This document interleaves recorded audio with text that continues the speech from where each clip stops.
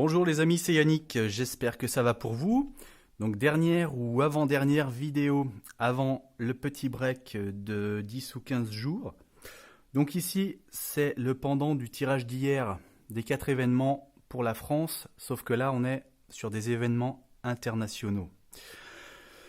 Donc ça peut être en France si ça a un rapport avec des personnalités qui ont un impact médiatique international, ou alors c'est à l'étranger carrément.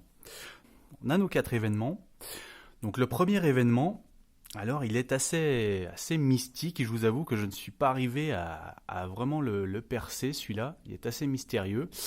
Donc première carte, on a ce messager, hein. On a cette cathédrale en feu au fond. Et puis des gens qui s'inclinent, qui suivent, qui prient le nouveau, une sorte de messie presque, hein. Voilà, quelqu'un qui arrive avec ses grands bras et puis qui annonce quelque chose. Voilà. Ensuite, on a ce chariot là, en verso. Et ce chariot, moi ce qui m'a frappé ici, sur ce tirage, c'est la route qui est en train de s'effondrer. Donc je vais y revenir. Dans le symbolon, on a la carte de la mer qui représente la Vierge avec Jésus. Et ensuite, pour finir, on a la carte de l'amour. Donc vous voyez qu'il y a quand même beaucoup de références assez mystiques, assez religieuses, assez chrétienne, hein, entre la cathédrale ici. Ici, on a le cosmos au fond, et puis on a quelque chose donc qui s'effondre. Là, on a Marie, l'amour, donc des notions chrétiennes.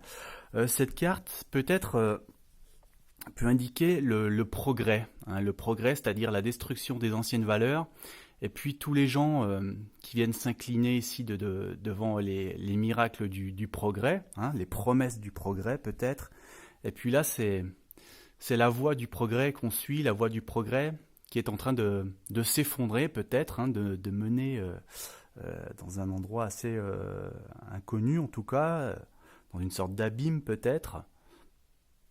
Et puis là donc, alors mystérieusement, on a donc cette carte qui peut symboliser bien l'amour familial éventuellement, hein, les sentiments, la bonté. Voilà, tout comme l'amour qu'on a en bout de ligne ici, hein. Donc voilà, là dire concrètement à quoi se réfère cette ligne, là c'est très difficile, hein. Ou alors une apparition de la Vierge, hein, qui vient nous annoncer un message à l'humanité, hein. Voilà, quelqu'un qui dit avoir reçu une sorte de message messianique, hein, qui sait, enfin on peut tout imaginer là avec cette ligne. Alors, on passe au deuxième événement. Donc là, il y a plusieurs cartes qui sont déjà sorties hier, hein, pour tirer sur la France, bon, qui sortent mais avec des sens différents. Donc là, voilà, quelqu'un qui donne une pièce, hein, qui fait un don. Ici, j'ai aussi cette reine. Cette reine, elle est très généreuse. Elle aussi, elle a tout donné. Elle a tout donné et elle en a négligé finalement son propre confort, son propre bien-être. Ici, on a cette femme dans ce cercueil en verre. Et puis, le voyage.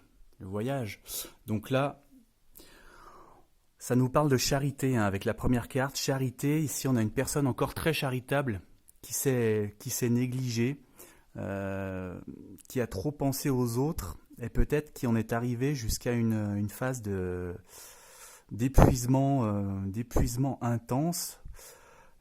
Pourquoi le voyage et le cercueil, c'est vrai que ça peut faire penser au dernier voyage, hein, à la mort. Est-ce que voilà, c'est quelqu'un peut-être de très généreux, de très charitable, qui a beaucoup donné aux autres et qui annonce un décès? Il y a peut-être ce genre de choses là dans cette ligne. Alors, une troisième ligne qui parle éventuellement d'un décès aussi. Puisque là, donc j'ai la force mal maîtrisée, la force mal contrôlée. Là, le 10 d'épée, avec cette armure transpercée. Donc là, il y a eu quelque chose qui est tombé, qui est mort, qui est achevé. Ici, on a le maître et l'élève, hein, qui rappelle la première carte. On a aussi un enseignement ici. Et alors là, paradoxalement, j'ai la réussite. Paradoxalement parce que elle semble s'opposer au 10 d'épée qui annonce plutôt une mort, une défaite. Hein. Donc en fait, moi j'y verrais plutôt, je regarderais plutôt en fait le dessin. Vous voyez que là on a un homme en scaphandre, hein, et que là on a un homme en armure. Donc je me demande s'il n'y aurait pas peut-être, vu qu'on a une notion de transmission d'enseignement, hein, peut-être dans un, je sais pas, un exercice, vous savez, une simulation, peut-être d'un accident, de quelque chose, des gens qui portent des scaphandres ou des tenues, et peut-être que l'exercice finalement tourne mal, hein, et entraîne un accident potentiellement mortel. Oui. Ensuite, quatrième événement, les étoiles, avec cette femme qui est en train de lire l'avenir à ce monsieur. Ici, j'ai ce valet d'épée. Ce valet d'épée, c'est quelqu'un qui est sur la défensive, hein, vous voyez. Il serre les dents, il tient son épée devant lui en parade, hein, prêt à riposter. C'est quelqu'un qui a les pieds fragiles en même temps. Donc c'est quelqu'un qui repose sur un socle assez instable, qui est assez impulsif, donc assez colérique et en même temps voilà, qui campe sur sa position, mais qui reste fragile. Et là on a quelqu'un qui se sent coupable, hein, qui fait son mea culpa, qui fait sa pénitence. Et là j'ai la mutation.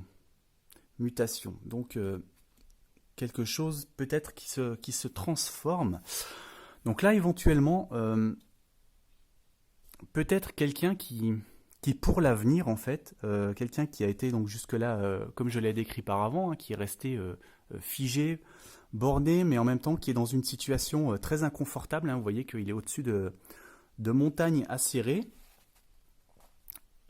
qui finalement avoue sa faute, hein, avoue sa faute et est prêt à mener une transformation. Alors une mutation, ça peut être sa mutation propre ou ça peut être à changer les choses qu'il contrôle, enfin la manière dont il contrôle les choses, hein, restructurer, à changer de direction son point de vue. Alors quand je vous dis ça, en fait, je pense par exemple à Maduro au Venezuela.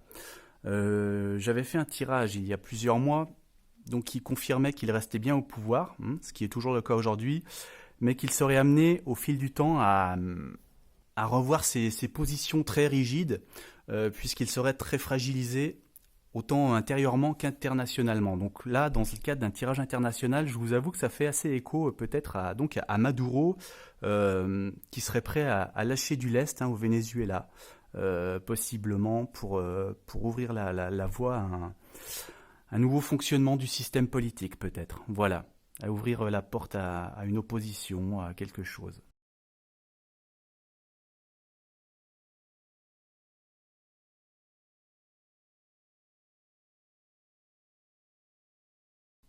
Voilà comment j'interpréterais peut-être cette ligne-ci. Voilà, comme toujours, soyez gentils, mettez un petit pouce bleu sur la vidéo, hein, abonnez-vous, et puis éventuellement un petit don si vous en avez l'envie et les moyens pour mon travail.